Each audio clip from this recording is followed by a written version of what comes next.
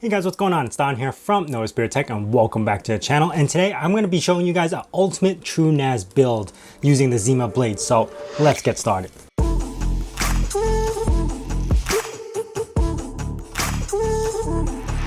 So the computer we're actually going to be using is called the ZimaBlade, and I'll leave all the links down in the description below for where you can get this unit. But if you want to know more details about it, I will leave a link on the top left because I made a video just dedicated for the blade itself. Now the ZimaBlade also has a NAS kit that you can purchase along with this. This allows for 2 hard drives to be slipped in and the ZimaBlade sitting on top. And it's all aluminum construction, so it actually sits very well and looks pretty. Now the ZimaBlade also have 2 SATA ports that you can actually directly plug these hard drives into. So this makes it possible to be a full NAS. Now what I like about the ZimaBlade is that it has an exposed PCIe port. So if you actually needed more hard drives, you can add one of these PCIe SATA cards onto the top and extend your hard drive array. Now if you wanted more speed or SSD cache, you could install one of these.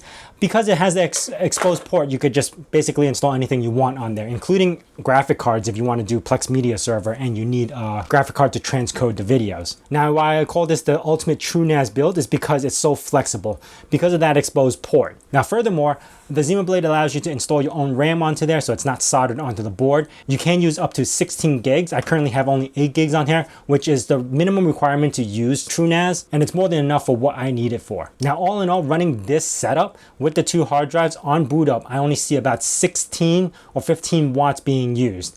That's including running the hard drives and also booting up the entire system. So it's actually not that power hungry when you have this all together.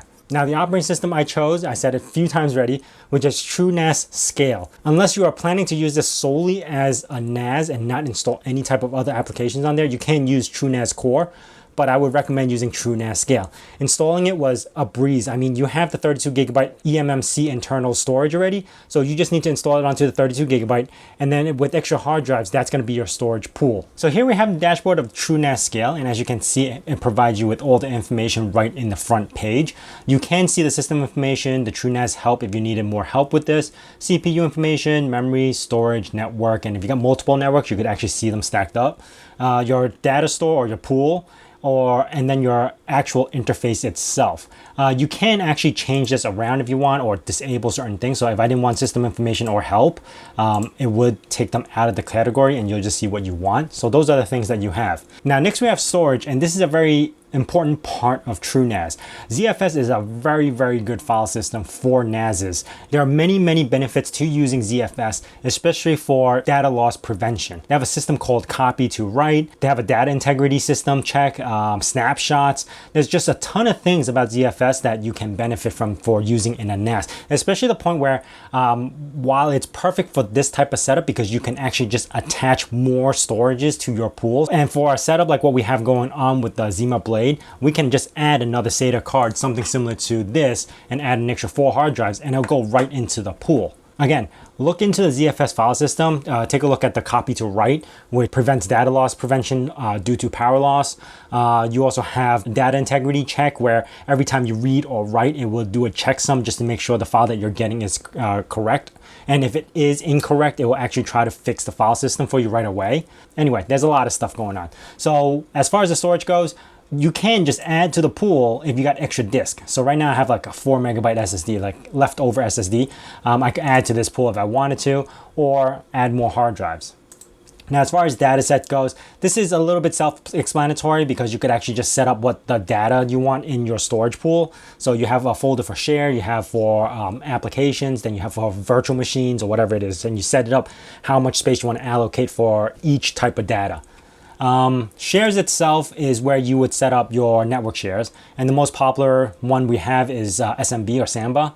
Most Windows machines use it, actually most networks use it, so that's a very popular one. Or you could use an NFS system where most Linux and Apple uses, and Windows you can install something to get NFS working, but I think it's for Windows Pro and up. So if you've got Windows Home Edition, you can't read NFS.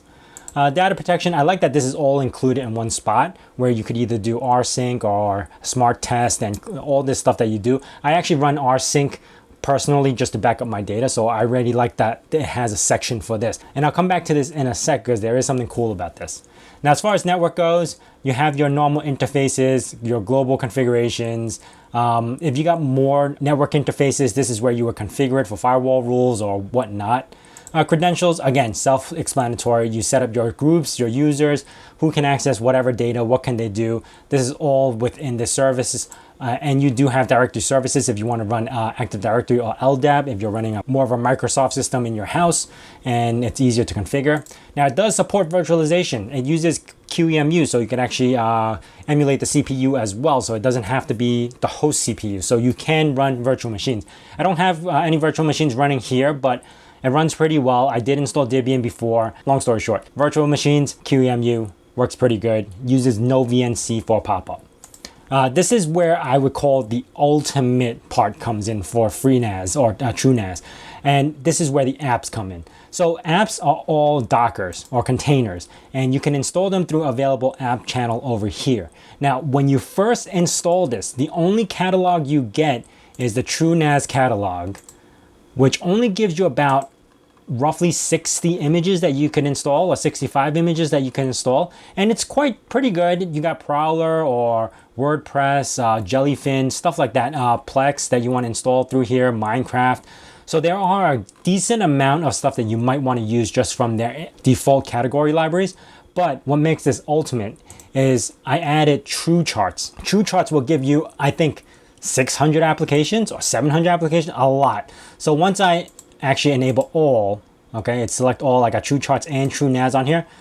The amount of scrolling I have to do, I mean, you could just quickly search, but there is just so much Dockers or apps that you can install into this machine, which brings this TrueNAS to really whatever you want it to be as a server. I mean, if you wanted to host a Plex server, or if you wanted to host, I don't know, anything you want, Guacamole or DuckDNS, a downloader, whatever. It has an application in here for you.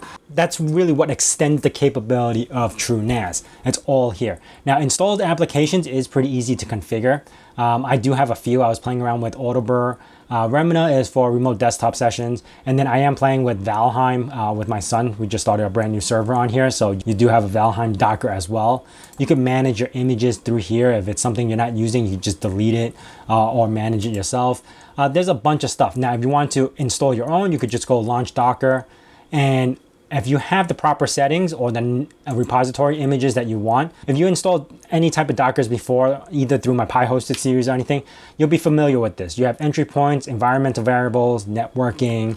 What I do like is that they have a DNS resource over here, not DNS, a VPN resource. So you can actually channel through your VPN if you got VPN set up. But yeah, the applications are a vital part of TrueNAS ecosystem to make it more powerful. You can use TrueNAS Core, which eliminates all this. It just turns the operating system into a straight up NAS if that's what you need. But if you got a pretty powerful PC or powerful CPU, I would rather choose TrueNas Scale to give you this availability that if you need to install certain things like Nixcloud, you can get that to work. As far as reporting goes, it's not that great. It works. It tells me what I need to know. And you could actually scale back the days. And you could see I've been using this for about 2 days. While the data has only about 2 days. And you could see all the glyphs on what's going on. Like this is probably when I installed all the Dockers. This is when I probably enabled the Valheim server. I was doing something here. I think this is where I was installing a virtual machine over here. And you can see it spikes and what's going on at those settings. Now, the system setting goes, you can update this through here. You don't need to go download an ISO and install whatever it is. You could just go through, check updates, and then install the updates right through this menu, or you can install it manually. In the general, you have your information and everything. You can go into the advanced. You have your storage. You can add cron jobs, startup jobs, different types of storage options, replication jobs. This is where the advanced would go in. You have boot. And I'm not too familiar with what boot is right now. I think it's if you install a new kernel, you can actually boot into that new kernel or not. I haven't played around with the boot section on this yet. Now, as far as services goes, here you can actually turn on certain things. So if you need FTP access in the beginning, you can actually have this start automatically, or you could turn it on and off over here. And then you have your shell. So if you need to run into your Linux, you could just go over here and type in the commands that you want. Now, heading back into networking, there's one thing you can do, which I really like, is OpenVPN client or server. So if you have a client here, you can actually connect to another site that has an OpenVPN server, say offsite location where your backup's going to go. You can connect there, then use the data protection in the rsync tab and sync it across your OpenVPN connection. So this way you could actually just sync the data through a VPN. And that's what I would use this for. Otherwise, this dashboard is very pretty, very easy to use. I didn't have a problem navigating. It's very intuitive. And I've used this before when it was FreeNAS and it wasn't as in tune as it is now. I really like the setup now. And for the particular setup we have with the ZimaBlade and the 2 hard drives, it works really well. Especially if you want to set up a really nice small little tiny NAS on the corner just to run your Plex or run some other services that you want. You have everything here in your apps. Anyway, that is about it, guys. If you have any questions about this setup, let me know down in the comments below. If you guys are new to this channel, consider subscribing and also hitting that bell notification icon so you know when the next video is going to be out. And I say in my nerd cave, hack till it hurts.